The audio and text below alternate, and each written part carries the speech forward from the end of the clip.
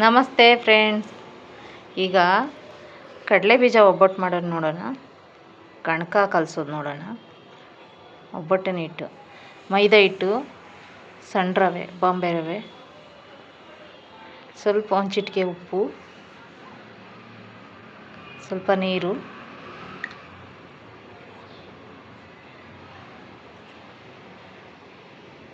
ಚೆನ್ನಾಗಿ ಮಿಕ್ಸ್ ಮಾಡೋಣ.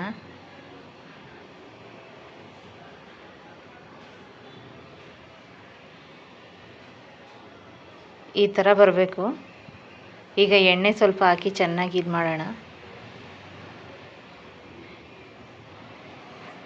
ಎಣ್ಣೆ ಹಾಕಿ ಚೆನ್ನಾಗಿ ಮಸಿಬೇಕು. ಈಗ ಸ್ವಲ್ಪ ಮುಚ್ಚಿಕೋಣ. ಆಮೇಲೆ ಕಡಲೆ ಬೀಜ ಹುರಿಬೇಕು ಚೆನ್ನಾಗಿ ಕೆಂಪಗೆ. ಆಮೇಲೆ ಹುರ್ಗಡ್ಲೆ ಇದು ಸ್ವಲ್ಪ ಹುರಿಬೇಕು. ಗಸಗಸೆ, ಏಲಕ್ಕಿ ಹುರಿಬೇಕು ಸ್ವಲ್ಪ.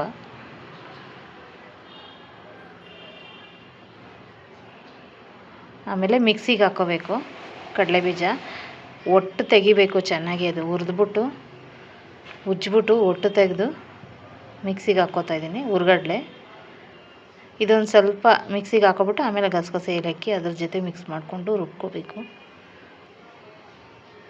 ಈಗ ನೋಡಿ ಆ ಥರ ಪೌಡ್ರ್ ಆಗಬೇಕು. ಈಗ ಬೆಲ್ಲ ಇಡೋಣ ಪಾಕಕ್ಕೆ. ಬೆಲ್ಲ, ಸ್ವಲ್ಪ ನೀರು ಹಾಕೋಣ, ಕರಗುತ್ತದೆ ನೆನೆ. ಆಮೇಲೆ ಬಾಣಲೆ ಇಟ್ಬಿಟ್ಟು ಸೋದಿಸ್ಕೊಳ್ಳೋಣ.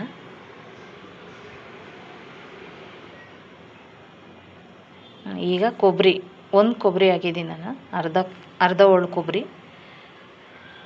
ನಿಮಗೆ ಎಷ್ಟು ಬೇಕೋ ಅಷ್ಟು ಹಾಕ್ಕೊಳ್ಳಿ. ಆಮೇಲೆ ಪುಡಿ ಮಾಡಿದ್ವಲ್ಲ ಕಡಲೆ ಬೀಜ, ಹುರ್ಗಡ್ಲೆ, ಗಸಗಸೆ, ಏಲಕ್ಕಿ, ಅದನ್ನು ಸ್ವಲ್ಪ ನೋಡ್ಕೊಂಡು ಹಾಕ್ಕೋಬೇಕು.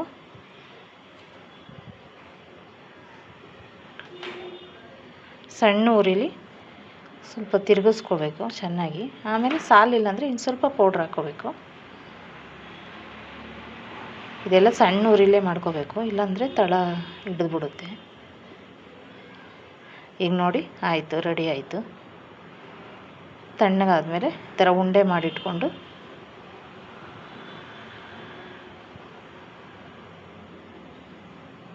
ಸಣ್ಣ ನಿಮ್ಗೆ ಯಾವ ಇದಕ್ಕೆ ಬೇಕೋ ಆ ಥರ ಉಂಡೆ ಮಾಡಿಕೊಂಡು, ಈಗ ನೋಡಿ ನಾವು ಕಲಸಿದ್ವಲ್ಲ ಒಬ್ಬಟ್ಟಿನ ಹಿಟ್ಟು ಚೆನ್ನಾಗಿ ಬಂದಿದೆ. ಈಗ ತಟ್ಟೋಣ.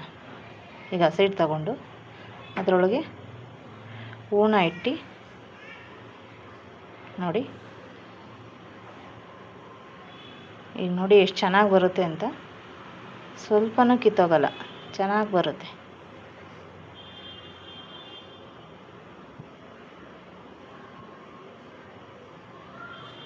ನಿಮ್ಗೆ ಎಷ್ಟು ಅಗಲ ಬೇಕೋ ಅಷ್ಟು ಅಗಲ ಮಾಡ್ಕೊಬೋದು.